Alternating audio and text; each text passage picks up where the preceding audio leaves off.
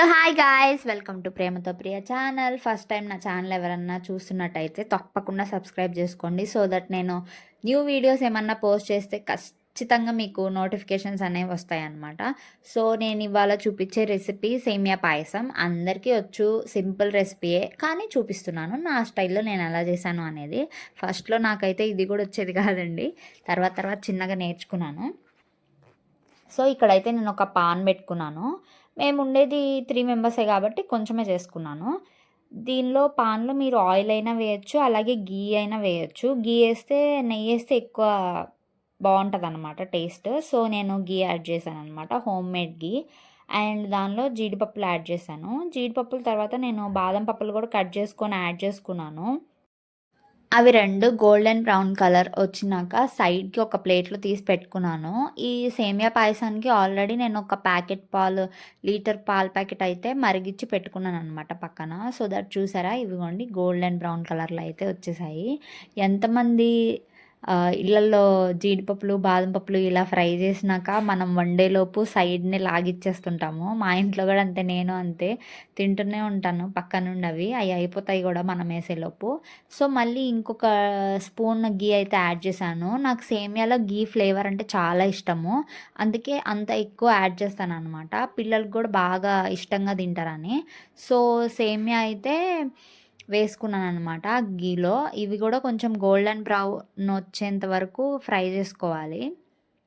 So that అలా fry చేసుకుంటే కొంచెం పచ్చి వాసన పోయి ఫ్లేవర్ మంచిగా వస్తుందని మన ఇంట్లో పెద్దవాళ్ళు చెప్తూనే ఉంటారు కదా.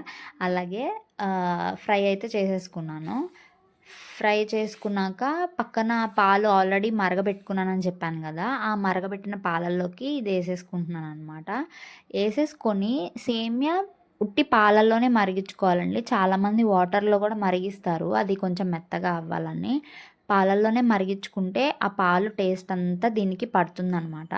సో ఎవ్వరు అలా చెయ్యొద్దు, వాటర్లో అయితే ముందుగానే ఉడకబెట్టుకోవద్దు, మెత్తగా ఉంటుందని. పాలల్లోనే వేసినాక సిమ్లో పెట్టుకొని ఒక 15 to 20 మినిట్స్ ఉడకబెట్టుకుంటే బాగా సాఫ్ట్గా ఉడికిపోతుంది. చాలా బాగుండిద్ది కూడా టేస్ట్.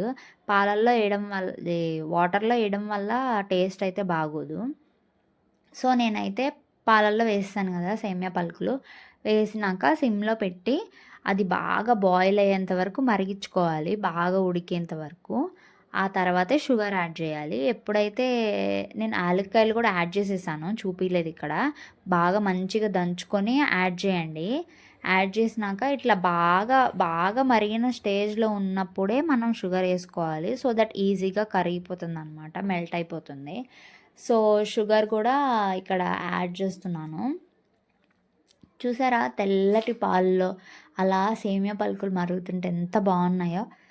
సో షుగర్ కూడా యాడ్ చేశాను కదా. షుగర్ ఇప్పుడు ఎంతో టైం పట్టదు అనమాట అది మెల్ట్ అవ్వడానికి, షుగర్ ఈజీగా మెల్ట్ అయిపోతుంది. సో షుగర్ వేసుకున్నాక మళ్ళీ ఒక 2 మినిట్స్, 2 to 3 మినిట్స్ మరిగించుకున్నాను. అండ్ ఇక్కడ నేను ఇంకోటి చేసేది ఏంటంటే, ఇలాగా బాదం పప్పు, జీడిపప్పు వేయంగానే నేను స్టవ్ ఆఫ్ చేయను. ఎందుకంటే బాదం పప్పు, జీడిపప్పు ఫ్లేవర్ కూడా సేమియాకి బాగా యాడ్ అవ్వాలి కాబట్టి ఇంకొక 5 to 8 మినిట్స్ ఆర్ 10 మినిట్స్ మళ్ళీ మరగబెట్టుకుంటాను.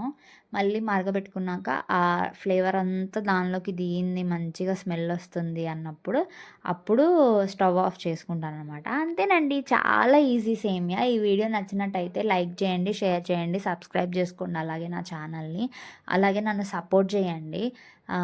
నా వీడియోస్ ఇంకా మీరు ఏం చేయాలి, ఈ వీడియోస్లో నాకు ఇంకేమైనా సజెస్ట్ చేయండి, మీరు ఈ వీడియో చేయండి అని. అలాగా thank you so much for watching this video. And అలాగే సబ్స్క్రైబ్ చేసుకోవడం మర్చిపోద్దే.